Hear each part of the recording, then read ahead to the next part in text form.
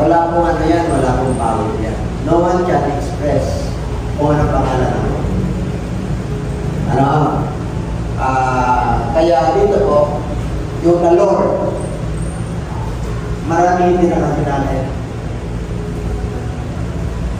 Pag sinabing Lord sa atin po, kasi Greek, English po yan, alam na natin Panginoon po siya. Ano?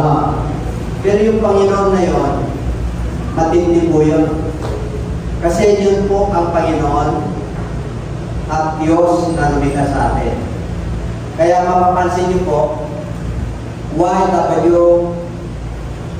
YHWH, nilagyan po ng A at saka E sa gitna para Yahweh.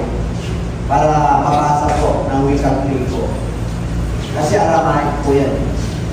Ang language ngayon ng Hebrew ay Hebrew talaga, isa lang tayo rin. Dami tayo rin, di ba? Sa Pilipinas. Pero sa mga Hudyo, isa lang. Nagkaroon sila ng Aramaic sa southern dito po sa Middle East kasi nabihag po sila. Nagkaroon ng mix. Kaya nakalimutan po nila yung original. For how many years? Kaya nagkahalo-halo. Kaya Aramaic po. At dito po, pag sinabing Lord po, ginagalang po niya. Kasi the greatest commandment is Hear, O Israel, the Lord, our God, is one. Isa na po yun. Kaya the Lord, God, love Him with all your heart. Yung God po dyan, si Jehovah. Ang Jehovah, apat din po yan. J, X, V, H. Niligyan ko ng E at saka A, Jehovah, at saka po. Niligyan po para mabasa po. Kasi walang makakabasa sa salita. Kaya dahil sa biyaya niya po, ano siya ng God. God is His Spirit. Walang nakakilala sa Diyos. Lord, nagpagilala siya, bumaba po siya. The everlasting Father is our Lord Jesus Christ. Kaya laging sinasabi ng Lord, yung God is His Spirit. Walang nakakapunta ron. Walang nakakaalam. Walang nakakakita sa kanya. Maliban si Moses. Si Moses nakita niya lang sa likod. Bakit likod? Kasi hindi po kumpleto ang plano ng Diyos kasi sa katawan. Na-kumpleto lang po yan yung bumaba si Jesus Christ. Amen po? Para ipayag na kung sino yung Diyos nating sinasama. Kaya maging yung mga alagad niya, tinatanong siya kung sino yung Diyos. Sino yung Father na kanyang tinutukoy. Kaya sabi niya, ito kausap mo naman. Ito na yun. Kaya hindi sila namatay. Kasi Lord nga siya eh. Panganay sa lahat ng bagay, kaya magkatawang tao siya. Kaya kahit na nakita nila, hindi sila namatay. Kasi ang makakita sa Diyos ay namamatay. Okay? Because God is His Spirit.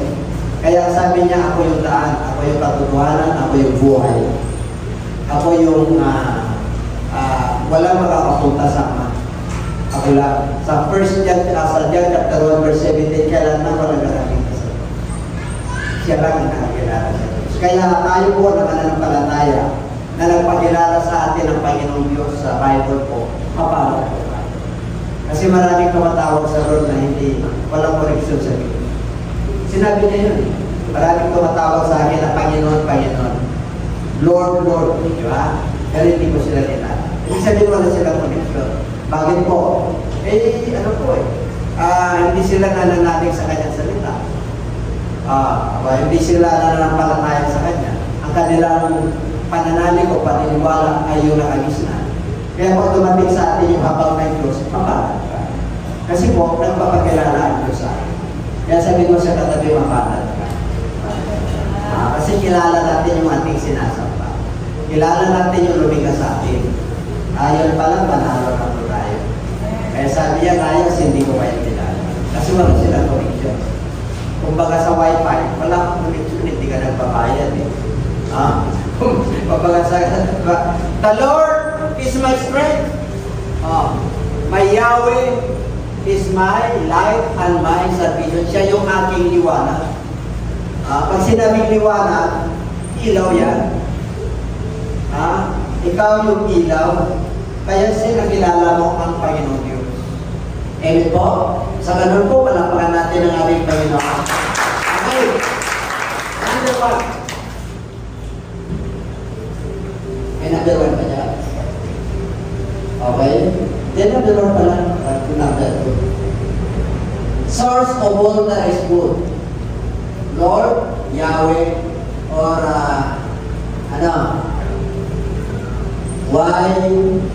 Y-W-Y-H, apat po yan. Yahweh, nalagyan ng yan, tama yan. Sa original po yan, Y-H-W-H. Parang ganun. Okay? Yan po yung kanyang pangalan, yung Lord na sinasamba natin. Kaya hindi lahat ng tumatawag na Lord, si Yahweh. Nasa isip nila, yung nakapanin pa to. Yun yung Lord nila. Ako nyo? Yung nakapako sa cross. Wala na po yun. Ang dito po, bakit po? He is the source of all that is good. Because God is good. Kailanman, mga kapatid, hindi siya lumikha na masama. God is good all the time. Bakit po? Nagiging masama lang sa tao yun kasi hindi niya gusto yung nangyayari sa kanya. Kasi may mga pangyayari sa ating buhay na talagang may mga pagdadaanan po tayo. Pero sa kabila noon, because He is the source of all that is good, He is my Yahweh, He is my Lord, kaya siya yung ating liwanag.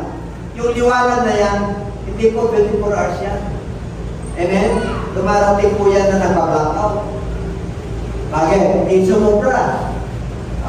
Yung ilaw na yun, anin mo ang ilaw kung wala liwanag. Kaya pag may ilaw ka, parang may ilaw ka. Ako, yung sisiplan natin. Sabi ng Lord, you are the light of this world. Lahat po tayo, ginawang ilaw ng Lord. Kailan may liwanag? Paano yung liwanag? Yun yung behavior, yun yung personality mo.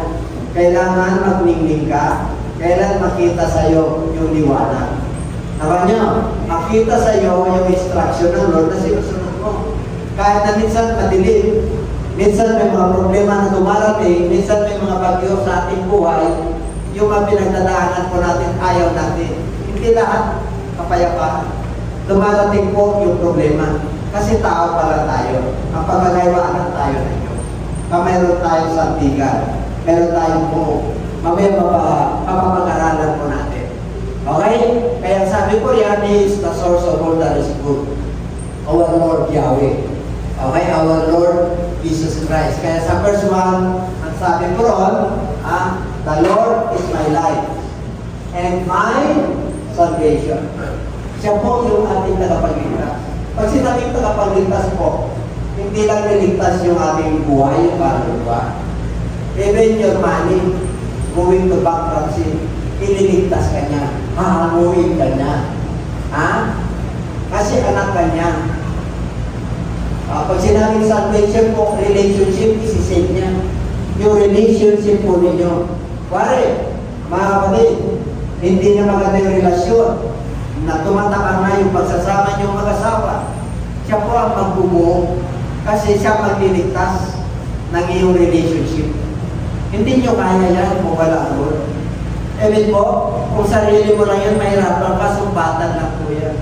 Maniwala po kayo, pag namagitan ng ating Panginoong Hesus sa inyong buhay, magkaroon ka ng kapayapaan. Mag-humble down ka, kahit yung old nature mo ay tatayo, hindi ka papayag na magkaroon kayo ng misunderstanding.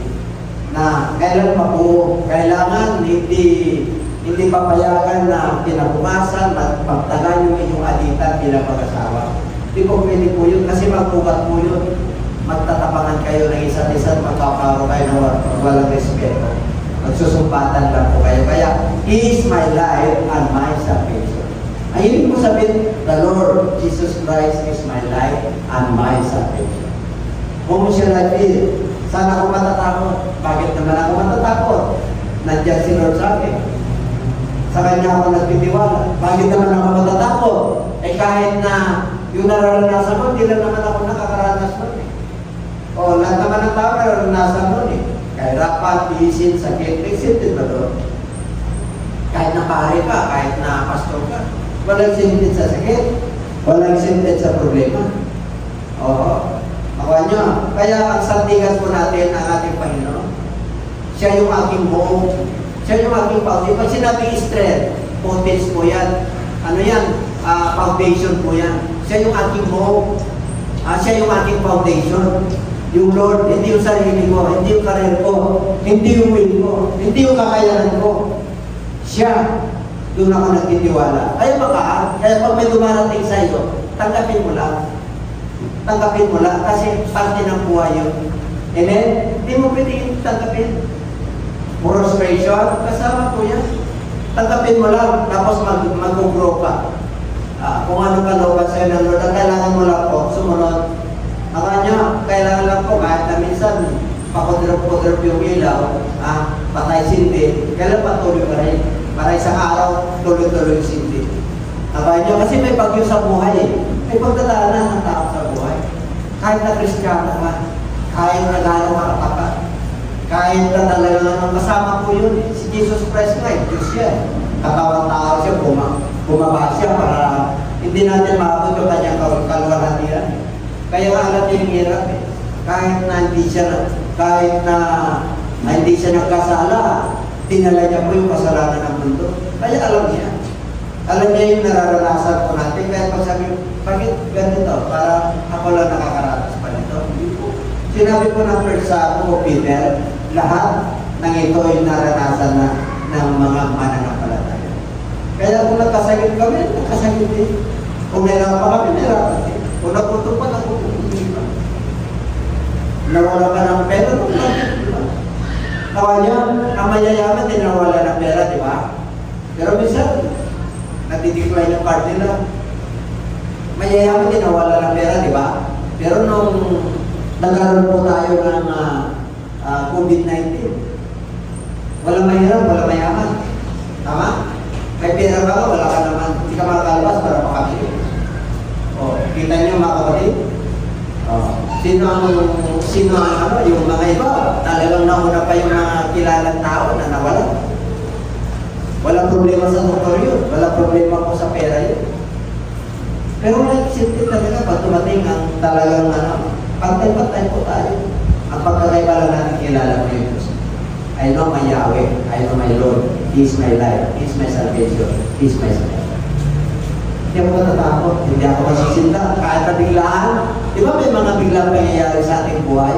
Na minsan talaga susukulban ka ng mga balita na talagang unexpected.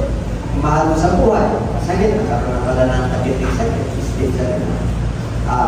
Nakanya, nasa hospital, nagkaroon ng accident. Unexpected mo. Paano mo haharapin lahat yan? Amen? Ay, siyempre, magtanong pa kayo, tiwala naman ako sa iyo. Ikaw yung ilaw ko, ikaw yung pantasan ko. Ikaw yung aking strength, ikaw yung aking Lord. Bakit nangyayari sa akin? Bakit accepted ka ba? Tawag na.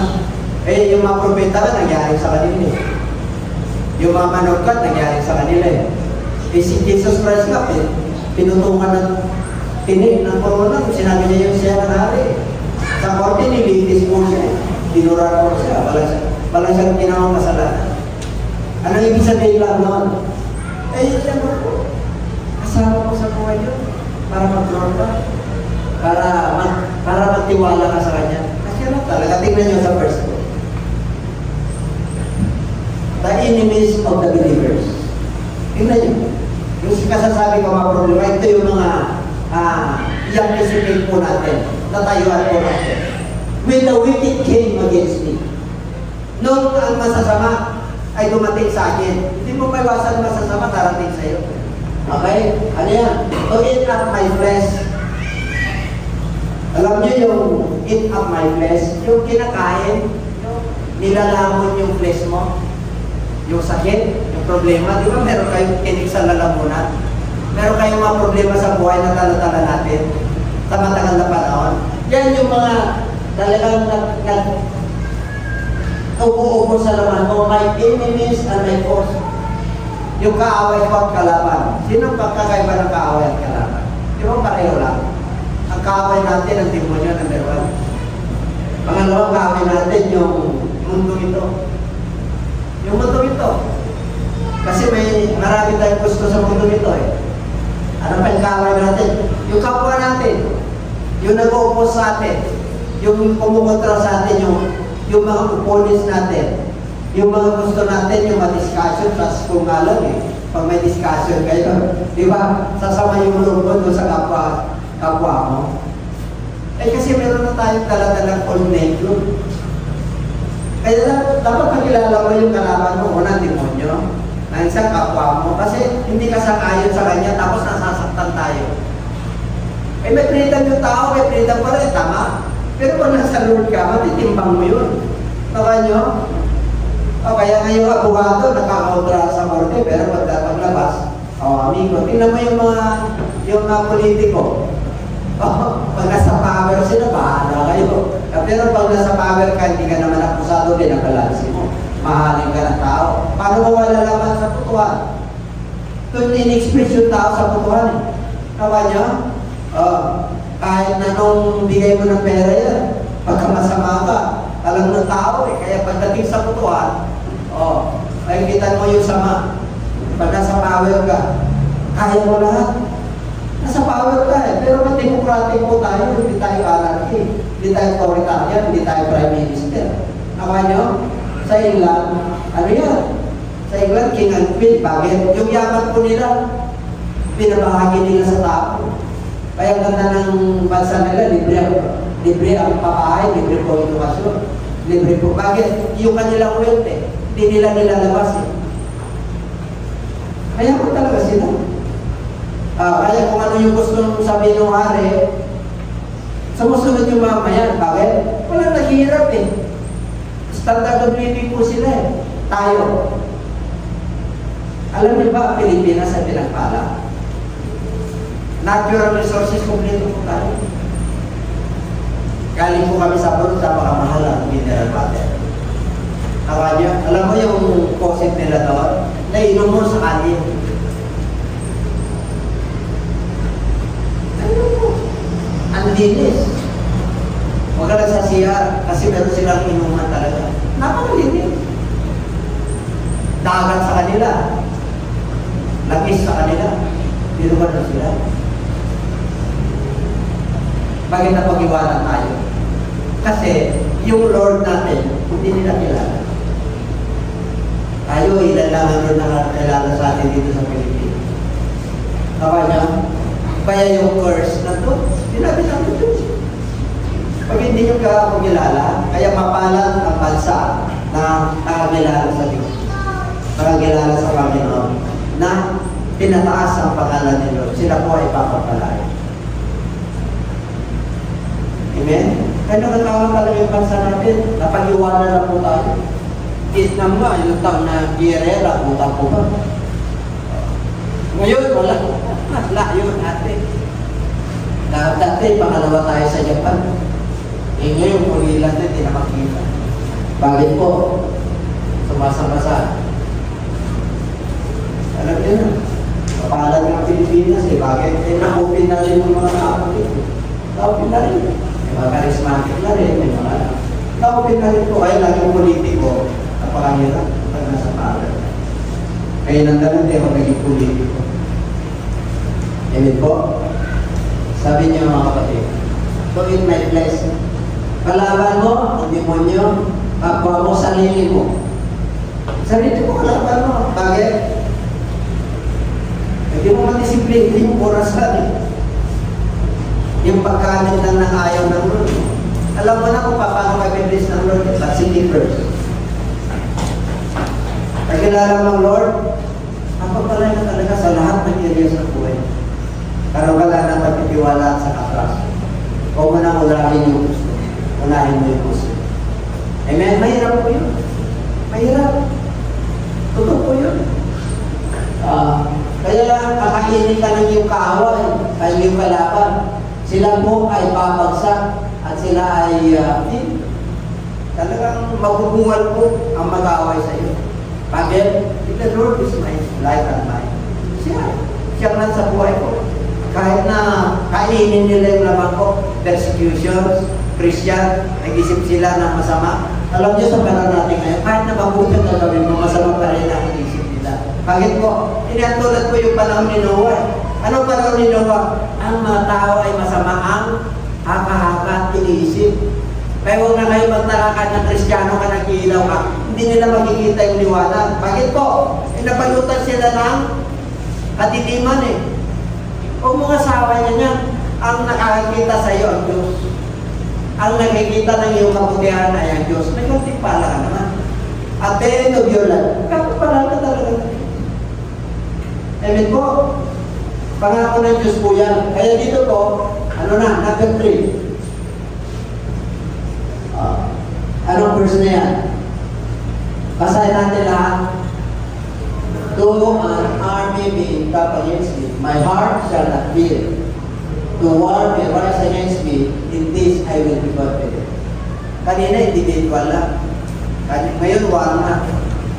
Alam niyo, pagka yung ilaw mo ay nagiging stars at nagliliwanag at nakikita ng tao, lumalawak ang connection mo. Lumalawak ang network mo. Lumalawak yung liwanag mo. Kaya, war na. Tumadami na ang magka-persecute sa iyo. Tumadami na mga kapatid. Pag pinagpapala ka na eh. Pinagpapala ka na sa karunungan. Hindi ka naman lalawak ang network mo kung wala kang pera eh. Tawa niya, ano yung sabihin? Pati pamilya mo, pati ministry mo, pati career mo lalawak. Kasi nasa road ka eh. Kasi pinibliss ka ng road eh. Tawa niya, blessing yan eh. Kaya makita niyo, nung una, ilan na kayo. Pero ngayon, ang dami na kayo kakilala. Bagay po, naging mananampalataya ka, nagliliwanag ka eh. Ini-invite po kasi sila. Kaya dito, ano na to? Army na. Kung baga sana mga host, napakarami na. Income, talagang ini-income ka, no? Against me, kumukontra talaga sila. Bakit? Kilala mo yung liwanag eh. Sinishare mo yung room mo eh. Sinishare mo yung blessing mo eh. Di ba in-invite mo yan? In-invite mo pagka may mga celebration kayo sa restaurant. Dati hindi natin kaya yun, di ba? Kami rin. Galing din kami sa gano'n. Bakit may Metro Manila na tayo? Bakit may abroad na tayo? Yung mga kapatira na abutan na ron. Sinishare na nila yung liwanag. Sinishare na nila yung kaligtasan. Sinishare na nila yung nakuha nila sa ron. Ganun din po kayo. Kaya tayo namin ito, pagpapalahin talaga na. Sabi mo sa katabi, sunod lang. Kasi darating talaga yung army. War na yan eh. Dati yung war nyo, kapit-bahay lang eh. Ang war mo. Tawarating na sa ibang lugar eh. Kilala mo ba yun? Tagabalitaan ka na. Anong napapalitan sa atin? Gusto pa?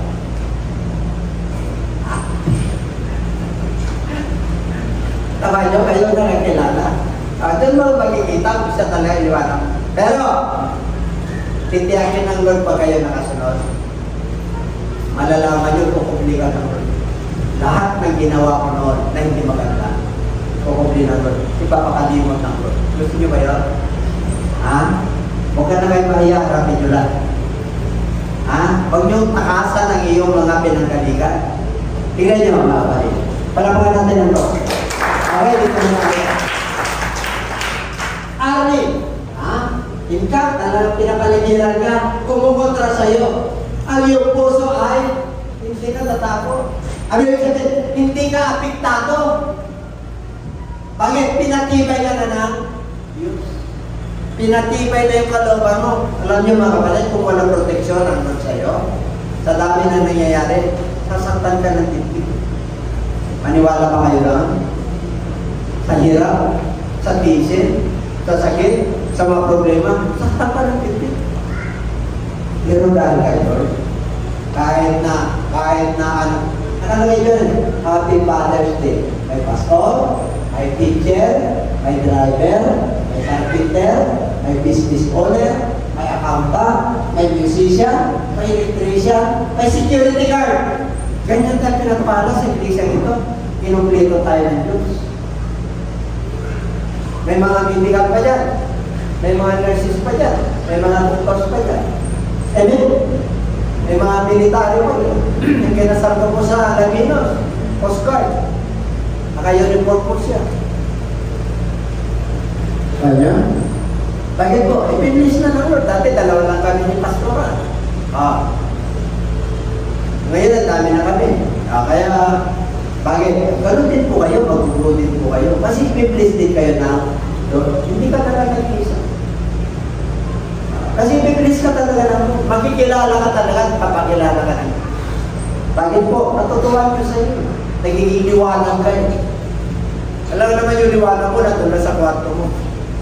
Dala-dala mo po yun kahit sa kapumunta. Tawa nyo? Okay?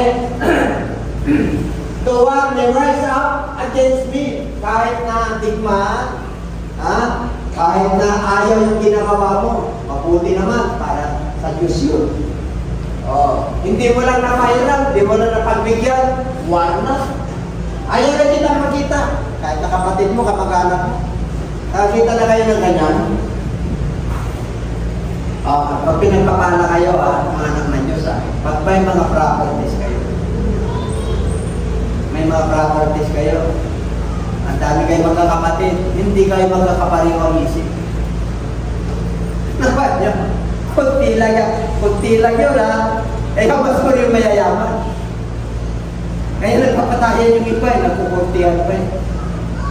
Pero pagkaanak ka ng Diyos, tahimik ka.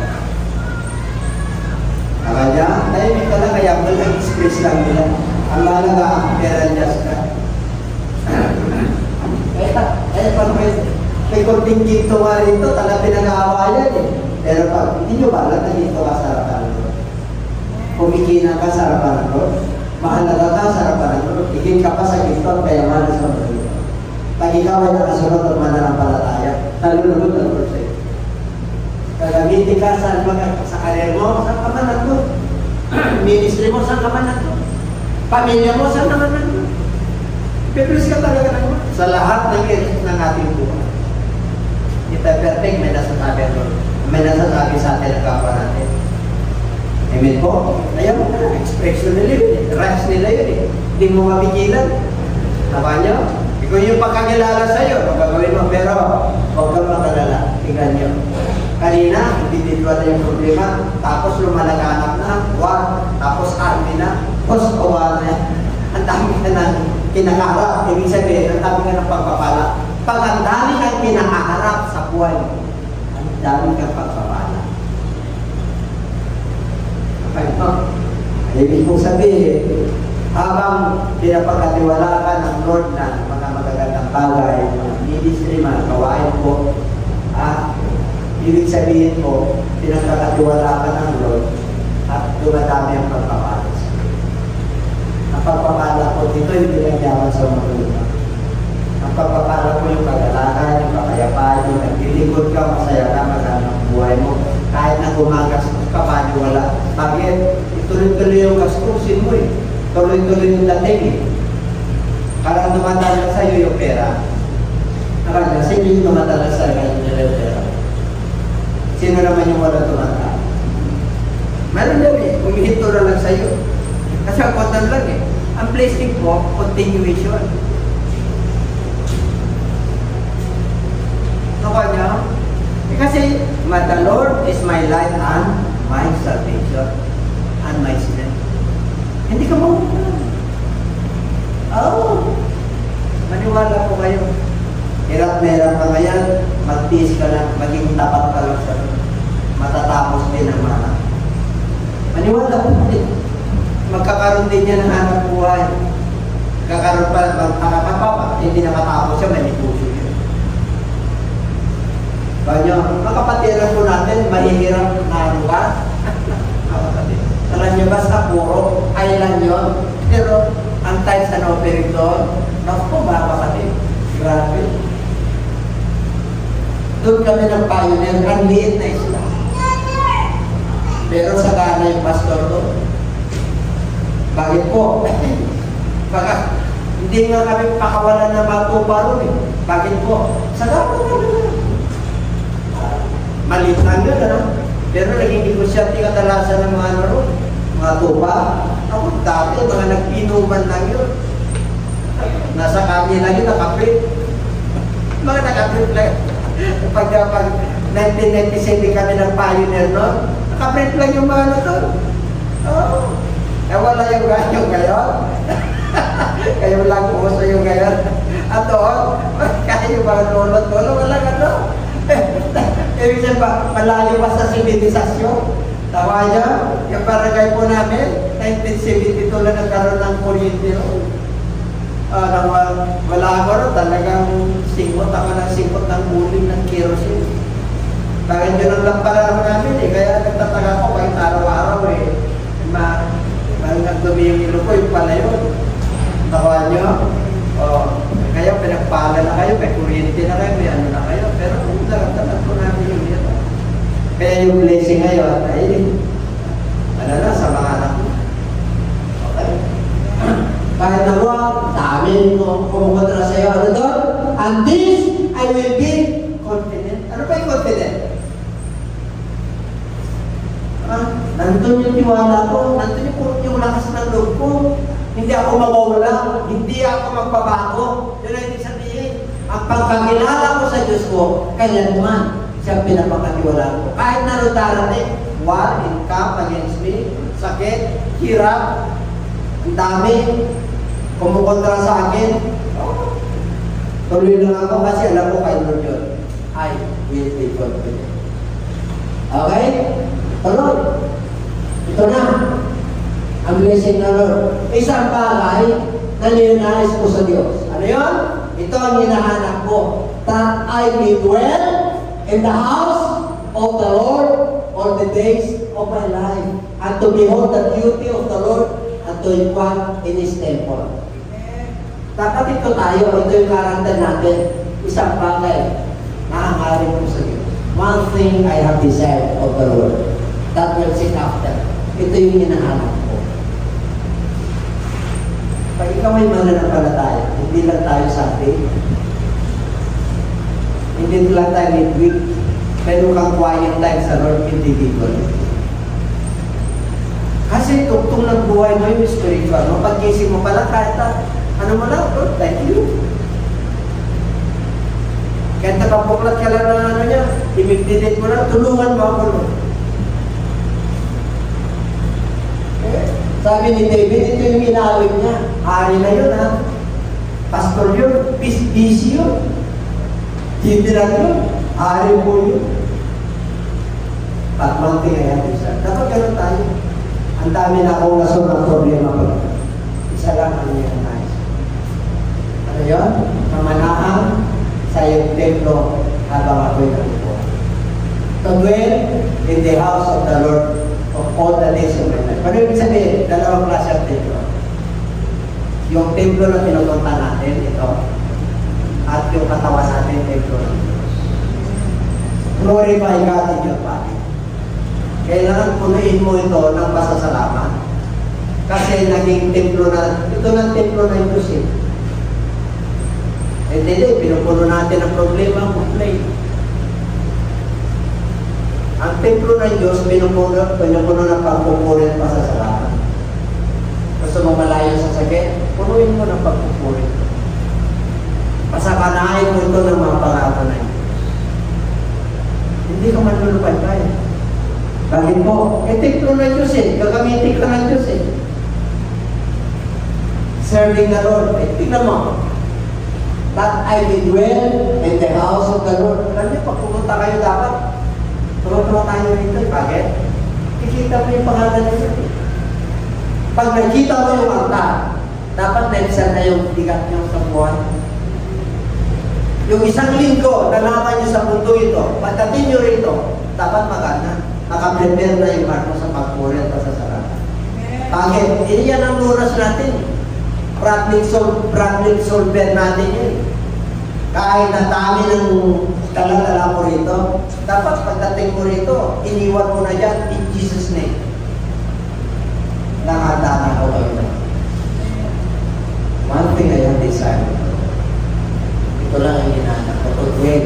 Ibig sabihin to dwell, nandun yung Holy Spirit mo, nandun yung instruction mo sa isip mo, nandun yung salita mo sa puso ko, ipinamumuhay ko. Kaya pag lumabas at in-express ko yung kalooban ng Diyos, nandun yung pangako ng Diyos. Bakit? You meditate His Word day and night. In the abundance of the heart is speaketh.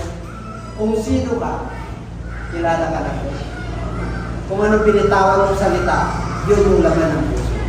Kaya pag binitawan mo, hello bro, kumusta ka na? Oh, hirap ng buwan. Yun yung laman ng puso mo.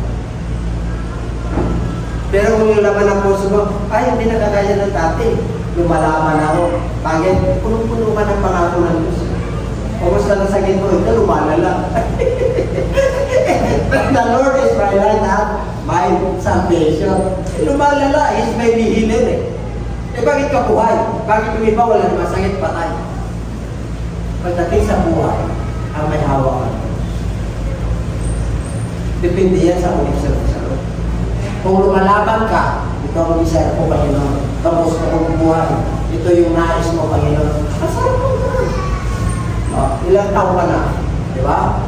May ambisyon ka pa ba? Meron ka pang bisya sa Lord? Eh wala eh. Di ba? Paano? Senior na tayo, mga welcome to them. Ano pang bisya mo sa Lord? Di ba? Sana, gagana buhay ko. Sana, pensionado na ako. May pensyon ka, pero may gagawin ka. Self-realization, bigyan mo ng buhay mo ka Lord. Bakit po? Eh, sarap kasi ng salud eh. May kapayapaan ka. May pag-asa ka. Maghanang buhay mo. Hindi ka mag-alala sa kakainin mo, marami pong papakain sa iyo. Kaya ba naniniwala ron? Sabi na ron eh, marami ka ng bahay, marami ka ng kapatiran. Mga kapatid mo yan, mga anak mo, mga magkakapatid kayo. Bakit po? Mananampalataya kayo. Wala naman hindi mo tutulungan niya. O, kaya sabi mo sa katabi, huwag kang mag-alala. Huwag kang mag-alala bukas. Ano bukas? Lunes. Ano bukas? Pasukan. Nag-alala ka na ng baot. Ilang taon ko na nag-alala sa baot, pero may baot naman yung anak mo. Papalit-palit lang. Iba naman ang pala. Huwag kang mag-alala sa basic needs, pakakainin ka ng Diyos. May pamasahe yung anak mo, kagraduate yung anak mo. Ayaw ng Lord yung araw-araw yun.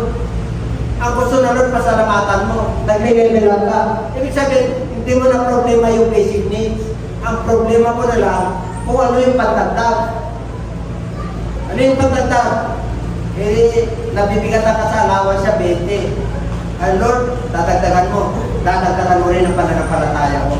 Lord, yung bubo ko tumutulo, dadagdagan mo ang pananampalataya mo para yung bubo ko malagyan. Ganun po! Hindi, pare-pare yung ano eh. Specific ang hingin mo sa Lord. Ganun po? Specific. Eh gusto kong lumayo ng isang buwan sa Maynila, sa Cavite, sa Parañaque, sa Bulacan. Kailangan namin ng pera yun. Malaki yun. Kasama rin ng ano namin ni Pastora doon. Sideline. Hindi sideline yun. Meron ka ng business, meron ka ng ministry. Di ba? Napuntaan mo pa yung mga gusto mo puntahan. Amen po? Ang budget po namin, napakalaki. Saan magagaling yun? Diba sa Diyos? May gagamitin ng Diyos. At hindi ako nag-alala. Bakit po? Ministry yun eh. Ministry muna. Pagdating ko sa client ko, meron na. Kanya, nakahanda na. Ay, gano'n ng Diyos eh. Nakahanda ka agad yung blessing mo eh. Bakit? Alam niyo eh, magkakastusin ka eh. Hindi nakayanan ng church eh. Siya po, ang kapuluan lagi ay ang Diyos. Ang kailangan lang sumunod ka. Amen po? Gampanan mo yun, dapat mong gampanan. Kasi lahat tayo yung ministry. Every believer must be witnesses of Jesus Christ.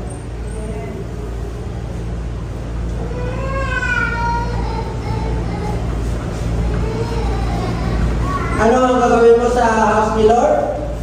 Buong buhay mo. Ano raw? Para tignan ang kagandahan ng Diyos. Magandang Diyos. Beauty. Ibig sabihin yung presence niya. Yung mga pangako niya, hindi nawawala. At to behold, at pagmasdan ko, ang kagandahan ng Diyos. Ang ganda. To dwell, nandun yung presensya niya sa akin. Ang ganda. Di ba sabi niya, only to behold the beauty of the Lord. Bakit yung iba? Hindi sila nagtatagal sa templo ng Lord, walang beauty ang Lord doon. Nainis na inip. Hindi po. Pag maramdaman mo yung presensya ng Lord, to behold ka, gusto mo araw-araw ka sa templo. Pagka, alam nyo, naalala ko nung kami po ay hindi pa pastor, meron akong hanap buhay, si pastora sa bahay. Araw-araw po dumadating sa templo, meron kami prayer house doon sa Quezon City. Dumadaan po ako bago ako pupunta sa trabaho. Natataanan ko po yun. Hindi ako nangihinaya. Pupunta ako na sa templo niya. All the days of my life. Hindi naman araw-araw. Minsan, once a month. Minsan, depende po yan. Pero pagka nangusap ang Lord, dahil ka muna. Pag matatindi ang problema ko, nasa templo ako naman. Pag matindi ang problema natin, nandito ako. Nakalako yan. Mag-isa ako rin. Alam mo, nakakatulog ako rin. Pero mo, nakakatulog ako yung presensya ng Lord. Ang sarap mo gano'n. Pag-gising mo, wala na lang yung problema. Sayo mo, ang kahal. Hallelujah. Hindi ka na nag-tikit siya ko. Hindi ka na praningo. Presensya ng Lord. Hindi ka naghanap ng mountain mo para hindi. Presensya ng Lord. Walang makakaano. Walang makakaano dito. Amen po? Hindi yaman. Hindi sa mga ginawa dito. Ang bigat ng pumasok ka rito paglabas mo. Grabe. Ang ganda pala ng Lord. Ang to inquire in His temple. At to inquire in His temple. May sarap. Inquire. Ibig sabihin yung inquire sisiya sa atin. Anong sinisiyasat mo sa templo? Lord, search me. Siyatin mo yung sarili mo. Test my spirit. Examine myself. Siya sa atin. Yan ang ano mo sa Lord. Yan ang desire mo. Hanapin mo. Yung presensya ng Lord nasa iyo. Kung buhay mo at yung katwiran ng Lord, yung kagandahan Lord na Diyos na dyan, at siya sa atin mo yung ano nasa templo niya. Ano yung nasa templo niya? Yung mga pangako niya. Yung kapatawaran. Yung bitterness, ibigay mo sa Kanya. Pagkatapos mo nun, and then everybody say, kung wala ka man dito sa templo na titiran, ito. Kung katawaran. Huwag mong lagyan dito ng kasalanan. Huwag mong pasukan dito ng mga bisyo. Ipasok mo rito ang pagpuri, pagsampa. Pagbabasa ng kanyang salita, lagay ng instruction sa puso, sa isip. Kita niya mga kapatid. Hindi naman tayo perfect. Pero yung mga parada na Diyos. Ma-enjoy mo talaga ang praise. Hallelujah, praise God. Okay. Pagibasa. Malakas. For the time of trouble, you shall hide him in His pavilion. In the secret place of His tabernacle, He shall hide me. He shall sit me upon a rock. Yun yung sinasabi ko sa inyo. Kahit na marami kang pinagdaanan, ang dami kang pagkukulang at mistake sa buhay, wrong decisions. For a time of trouble, saan ka raw itatago ng Lord? Pavilion. Yung pavilion niya, yung buong building po yan. Yung lahat ng ginawa mo noon, hindi na nila makikita. Hindi na nila maiisip kasi nasa Lord ka na. Siya ang magbuburan. Nakanya, ang makikita nila yung kagandahan Lord ng Diyos sa'yo. Nagliliwanag ka. Kasi ginawa mo siyang ilaw at liwanag at kaligtasan at buong ng iyong buhay. Kaya He will hide you in His pavilion. Pag meron kang mga problema, di ba? In time of trouble, may pagkakamali ka, huwag mo nang alalahanin yun. Si Lord nang bahala yun. Like sinasabi ng Lord huwag kayo mag-alala, ako nang bahala. Yung mga kasalanan mo pa ng mga kupong-kupong, nandiyan pa sa isip ko, negative pa. Tanggalin mo na yan sa chapter ng buhay mo.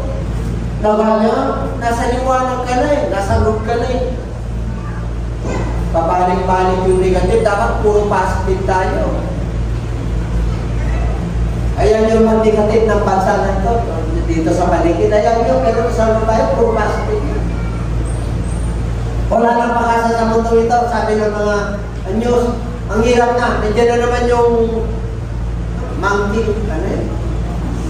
Monkey business o monkey virus, monkey disease.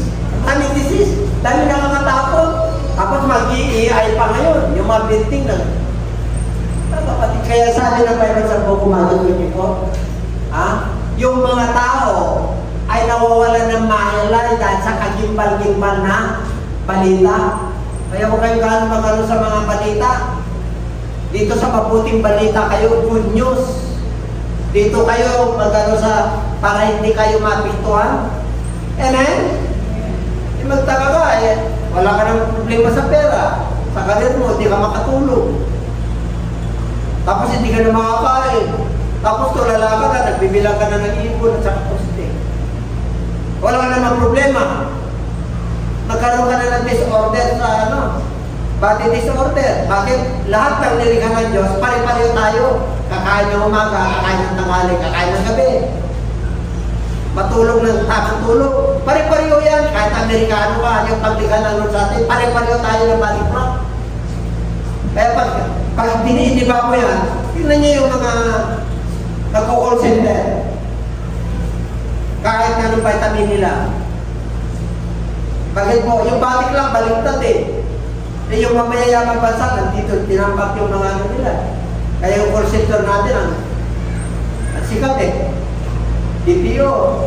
Bakit po? Kailangan natin ng maghanap buhay eh. Baliktad. Dapat yung ating body clock natutulog. Ginawa mo araw. Yung araw na Diyos, ginawa mo gabi.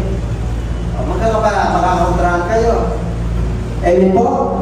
Kaya napakahirap. Liban na lang, kung ka. Kung doktor ka naman, kailangan, ano ka, emergency, on-call ka. Kung ikaw yung doktor na wala rin. May mga doktor din na na-atake. May excited ba kayo na doktor? Kahit na presidente, kahit na bishop kahit na pare, wala yung excited. Pero, pag-control mo at namamanage mo yung time at saka yung salita ng Diyos, ang control mo, nababalansin mo, panino mo. Yung mo, panino mo. Sinabi ng Lord ang mga anak ng Diyos ay matalino. Hindi dahil sa, hindi ka nakagraduate Hindi po, ang talino na tinutukoy doon yung wasto po. Hindi ka nakagraduate. Ang grabyado ng kapao.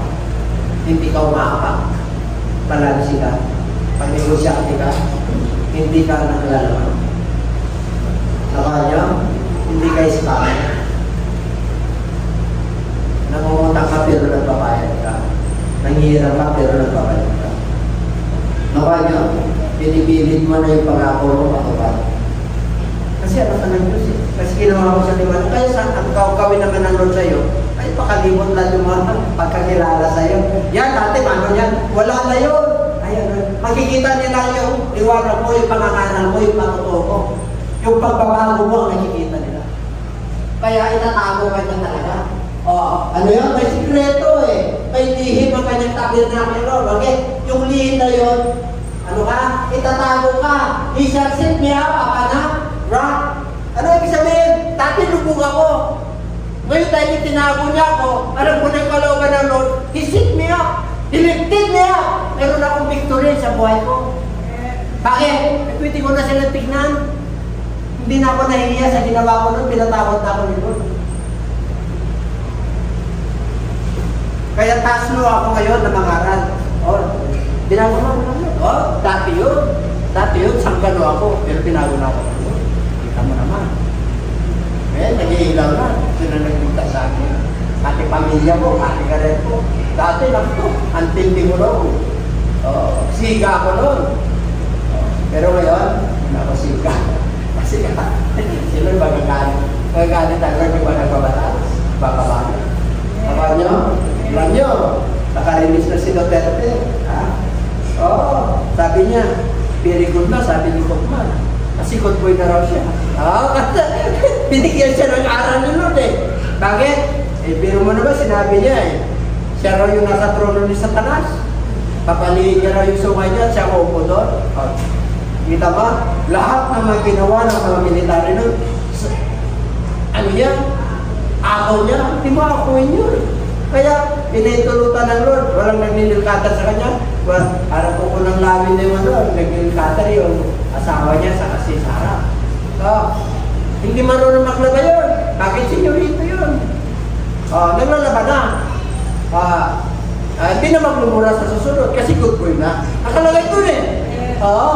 Kaya, hindi sa Pilipinas na dali. Sikat na naman yung mga pupunta niyang bansa, either Japan o Malaysia. Makakaroon na naman turista ron. Yun dahil, dumami ang turista ron. Meron siyang Duterte Park. Kakakat. World leader yun mga kapatid, hindi lang Pilipinas. Ganon ginawa ng Lord sa kanya, para yung panahon ni Nicopotesan. Kita nyo? Kasi hanga silang mungkin sa kanya eh. Sila Trump, yung mga si Xi Jinping, hanga sa kanya eh. Bakit? Yung droga na ano niya eh. Totoo po yun, hindi nila kaya sa kanilang bansa. Pag sinabi niya, patayin niya, papatay niya naman. Nawawala eh. Tawa niya. Kaya sabi niya, nung sikat na siya, mura ng mura. Ngayon, good na siya. Amen? Tatas din siya ng Lord. Bakit po? Naglalabaro siya, nagluluto na siya. Wala na siyang mga chicks eh. Sabi ni Sana yun eh. Maraming chika-chika yan, maraming ano yan. Maraming taga-ano yan, kaya hindi naglalaba. Hindi marunong mag-plancha, hindi marunong. Doon, natuto siya. Bakit po? Para pumaba po siya. Ang maganda naman sa kanya, isa na yung Diyos niya. Nakuha niyo, yung Diyos niya, si Allah. May nung nakilala niya si Kapulo, yung Diyos na rin, yung Diyos si Kapulo eh. Taka niya? Yung Diyos natin, the Lord is my Yahweh, my Jehovah, my God, my strength, and my salvation. Yun! Diyos natin. Kilala.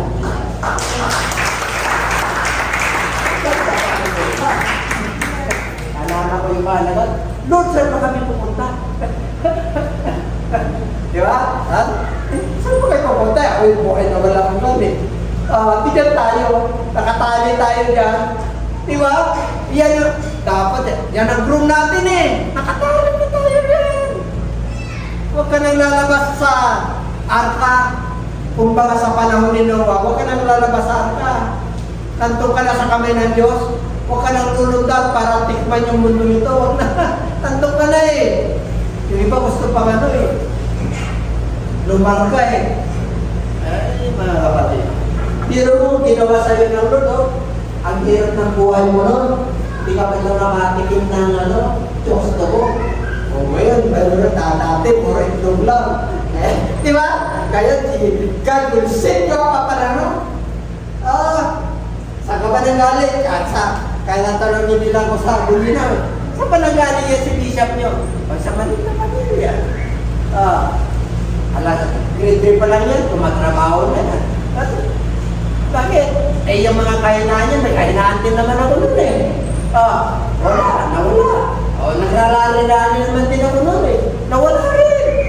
Kaya, yung mga dati kong mga problema, hinarap ko, nakalimutan na nila. Bakit? Tinago ka na ng nun eh. Nakita na nila yung pagkapastor mo. Nakita na nila yung pangangaral mo. Bishop ka na ngayon. Lalo sila ngayon na nataranta.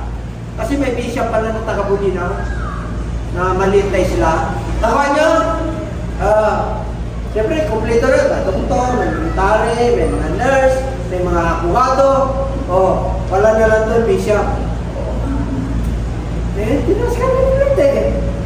Sino maging vice bishop? Sino may gusto? Pastor Wet, ikaw. Worker, sino? Pasahan mo muna yan para pakatiwalaan ka ng Lord. Napasahan mo yan. Naku, mga kapatid, ang sarap. Matarte qualification sa mga pastor. Meron. Matarte qualification sa bishop. Meron. Kuha niyo, ang bishop daw ay hindi na mumulyaw. Nagpabulyaw ako rito. pasay lang. Yan sabi, paano na kayo sa buhay nyo? Hindi po karoon, titali ka dito. Nag-i-pasay sila po tayo. Ang nagbumulya po, ano na yan? Ayan yun, nagbumulya. Ayan. Nakapasa na ako daw sa toto. Ayan na. Ayan, nakapasa na rin. Kung hindi nagbago. Nagbago, kasi tinatago ka nila. Ito ang matindi. Ito na yung conclusion. Verse 6. Alam niyo mga kapatid. Okay. Pakibasa?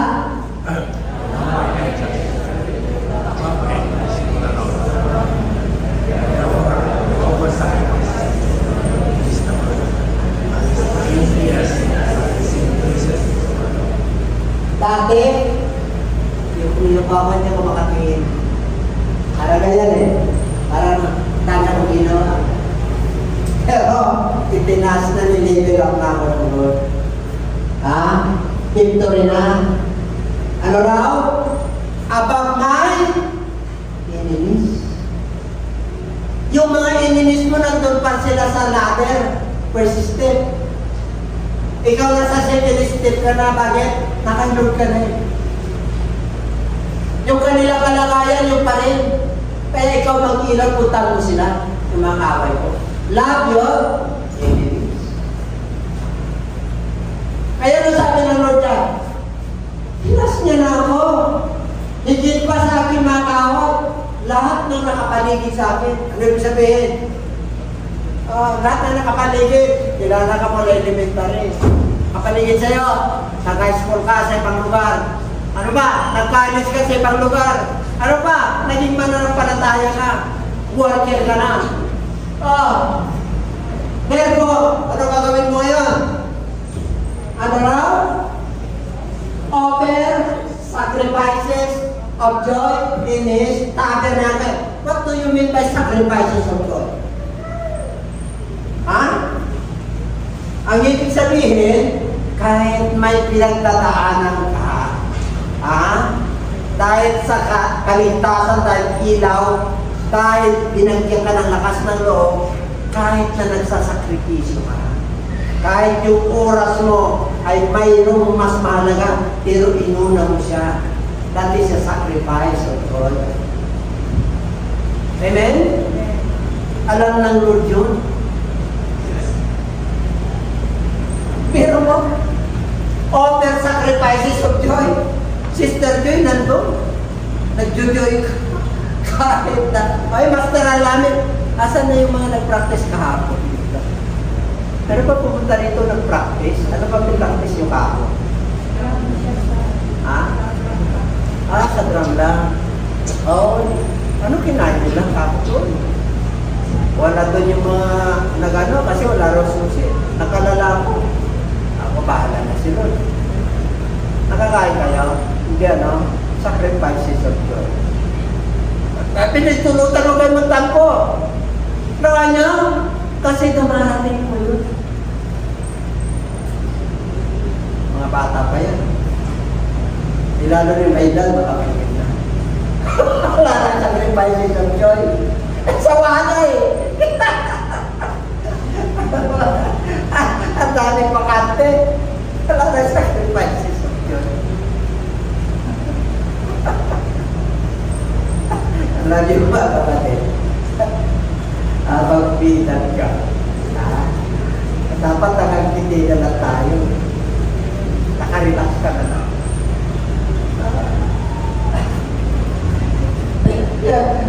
Saan yun yung sa tabernacle? Where is the tabernacle of the Lord? This is the house of the Lord. Magpuri ka kahit nahirap ka magpuri. Hindi mo na may taas yung kamay mo. Sa dami ng problema mo. Paano kita pa sa salamatan? Ang bigat ng kamay mo. Grabe, hindi ko may taas. Bakit? Ang sakit, may tumutusok, may arthritis. Kung ito, may fix up ako sa kabila. Ako ka dyan?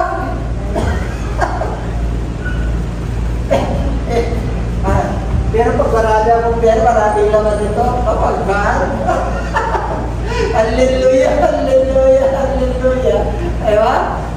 At dami. Pero pag wala, ayaw, yung joy na mawala. Lonely, I Mr. Lonely, I am nobody. Woo! Ano lang? I will sing. No? No? I will sing. Yes! I will sing.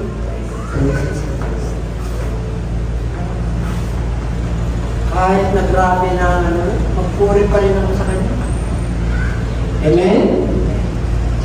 Hindi ako makatulog kagabi, nagtulog ako sa kanya.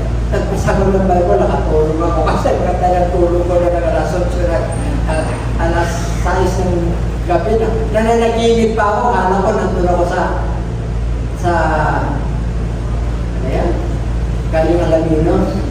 Tapos, Labrador, nandun eh. Huminto tayo, anak ko, totoo. At sarap na kasi walang tagag aking tulog. Basta napagod ako, kahit na nakaupo ako, nakain ko, natutulog ako, pinapahinga ko yung katawan ko sa kanyang isip ko. Eh malalim na yung tulog ko, kaya alas 10 tulog ako, alas 11:30, makyat ka, alam ko na medyan, hindi na pa nakatulog. Nagpuling ako, nagbasa ko ng Bible. Kaya binuksan ko na yung ating parents na gano'n. Nasaan ko natulog? Isip ko, last pagdating ko nito, may pin pa sa, ano ko nun eh. May pin. Kapag may pin, nandun lang ako sa tabera na lang. Walang kamutan yun, wala. Eh, kasi may sapat ako eh. pati yung ano ko, may sapat eh. Tama nyo? Pati pagkagamot ko, may sapat ako. Pag pinabing pastik, sapat ko yun. Walang maintenance yun. Pero mananampalataya, wala naman. Pagdating ko nito, wala. Another how many years? Hindi na sarap kaya. Tingnan nyo ha. I will say, no? Yes, I will say, resist. Tayo na. Una, celebrate ko. Sa iyong ilaw at diwana. Sa iyong kaligtasan. Kahit na anong problema dumarating, kahit ang war, kahit na sikalot, hindi ako mapagalaman. Hindi ako matatakot. Ano gagawin ko? Diyos, itatago niya ako. Tinatago niya ako. Pag ako'y napapahamak, tinatago niya. Pag mayroong nag-ano sa akin yung buhay, nagbabanta, tinatago niya. Ang ginagawa niya, he lifted up my head. Ibig sabihin, pagka-lifted up, nandun yung pananampalataya ko, nakataas sa mga pangako. Walang buwang sa iyong kasakit. Mayroon na lang naman mo lang, pero pag-asa. Yung kahirapan, yung tisin nandun, pero isang araw, itataas ka na natin. Kaya magpuri ka, magpasalamat ka, yes, I will see. Alit na tayo. Tapos para tayo. May Father's Day tayo. Pero mo, nakita ko yung Father's Day na yung kami pang wala dyan. Wala dyan yung OFW, di ba? Mga caregiver. Dami na. Marami na nag-produce itong church na ito. Sino ba kami para kami? Ako nyo, international. At yung iba nagtampo, wala na. Pinagamit pa rin sila. Pinag-trip ko rin sila. Gawin pinag-trip sila. Pinag-priyata nila ako na bakantong eh. Depende yun. Bakit? Pero justice nila. Pero naging parte ako ng kaligtasan. Hindi nila makakalimutan.